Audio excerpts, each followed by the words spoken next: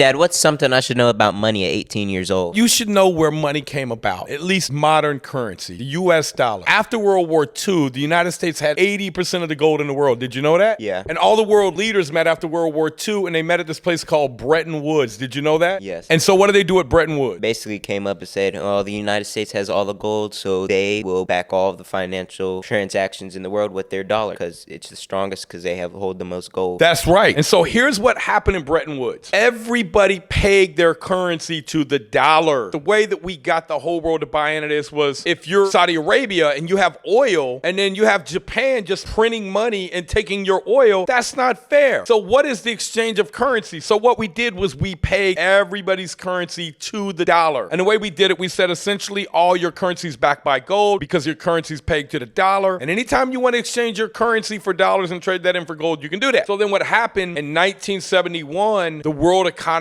were expanding at a rapid rate. The amount of gold that we have was declining and the amount of dollars that we could print was limited by the amount of gold. So we couldn't print any more money. The rest of the world was like, what the hell? We need US dollars to trade. In 1971, he said, I'm temporarily taking us off the gold standard. I knew this guy that was trading stocks. He said, Nate, we thought that the market was going to collapse the next day. It took off. He said, what we didn't realize was at that time that that's when inflation really started creeping in. Because why? Now you could just print money without anything behind it. And so in 1974, we made a deal with Saudi Arabia. And we said, hey guys, we want to make a deal with you and we will protect you with our military. It's why we're in the Middle East right now, man. Two conditions. Number one, you only accept US dollars for oil. And number two, any dollar surplus you buy treasury bills with. That started the petrodollar. About 60, 70 other countries said, hey, we went on board with that. And that is how OPEC was founded. And that's why our military is all over the world right now. Because you know what our biggest exporter is? No. Dollars. We export dollars to the rest of the world. And that's why the United States is so wealthy. Last year, over 70% of the trades in the world happen in US dollars. And that is why we have such an abundant opportunity in the United States to borrow money cheap.